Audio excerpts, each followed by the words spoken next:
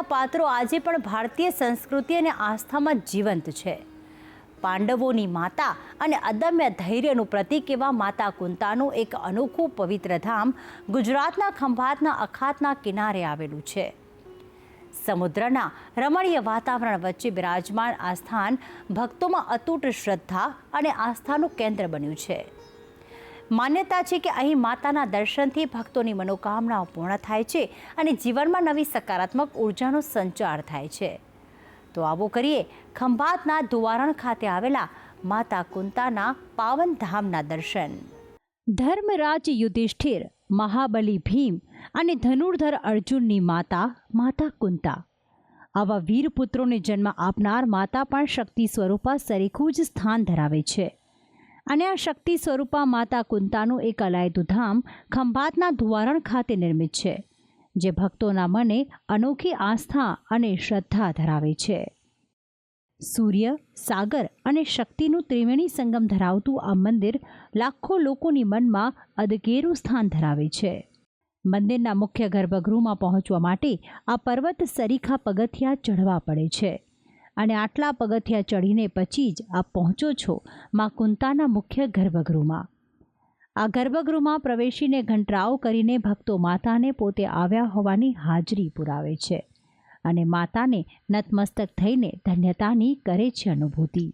મંદિર ભલે નાનું દેખાતું હોય, પરંતુ તેની આભા દૂર દેશાવર સુધી પહોંચેલી છે. દૂર દૂરથી ભક્તો માતા કુંતાના દર્શને પધારે છે અને કેટલાક ભક્તો પગપાળા માતાના દર્શને આવવાની બાધા પણ રાખે છે અને તે સૌની મનોકામના માતા કુંતા અચૂક પૂર્ણ કરે છે. માતા કુંતાને માતા સિકોતરનું સ્વરૂપ પણ માનવામાં આવે છે. માતા કુંતાને અહીંના સ્થાનિક લોકો ડોસલી માતાના હુલામણા નામથી પણ સંબોધે છે અને આ માતા અહીંના સ્થાનિકોની કેટલી પોતીકી છે તેનો પુરાવો આપે છે. આ શ્રી કોતર એટલા માટે કહેવામાં આવે છે કે કોતરમાં એ બેસાડેવામાં આવેલા જે સમયે, અને એને કોતરથી શ્રી કોતર એમાં સિકોતર નામ પડી ગયું. અને બીજા વાહનવટી પણ માતા કહેવામાં આવે છે, હરસિદ્ધિ પણ કહેવામાં આવે છે અને એને હર્ષદ ભવાની પણ કહેવામાં આવે છે. આ મંદિરના ઇતિહાસની વાત કરીએ તો અહીંના સ્થાનિકોનું કહેવું છે કે પાંડવો વનવાસ દરમિયાન અહીં માતા કુંતા સહિત આવ્યા હતા અને આ સ્થાને તેમણે રાતવાસો કર્યો હતો અને માતાનું કોઈ મંદિર હોવું જોઈએ તે ઈચ્છા ધરાવીને અહીં મંદિર સ્થાપિત થાય તેવી ઈચ્છા વ્યક્ત કરી હતી.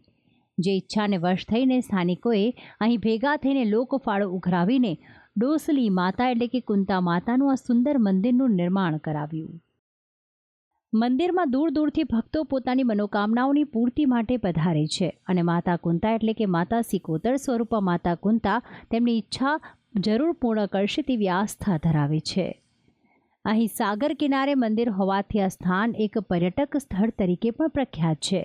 શાળાના પ્રવાસ માટે વિદ્યાર્થીઓ અને એક દિવસીય પર્યટન માટે દૂર દૂરથી લોકો અહીં આવે છે અને માતા કુંતાના દર્શન કરીને આ રમણીય સ્થળને માણે છે. આ મંદિરમાં ભક્તોના દર્શન માટે 24 કલાક ખુલ્લું રાખવામાં આવે છે. અહીંના સ્થાનિકોનું કહેવું છે કે મંદિરમાં જ્યારે ભરતી આવે છે ત્યારે મંદિરની મુખ્ય દિવાલ સુધી દરિયાનું પાણી આવી જાય છે, પરંતુ તે દરિયાનો જે ઘૂઘવતો અવાજ હોય તે નથી સંભળાતો. પરંતુ મંદિરની દિવાલ પૂર્ણ થાય ત્યાંથી પછી તે દરિયાનો અવાજ સંભળાવા લાગે છે અને સ્થાનિકો આ બાબતને માતા કુંતાનો જ ચમત્કાર માને છે. કેમેરામેન નરેશ વાઢલ સાથે અંકિત મહેતા, ભક્તિ સંદેશ, સંદેશ ન્યૂઝ.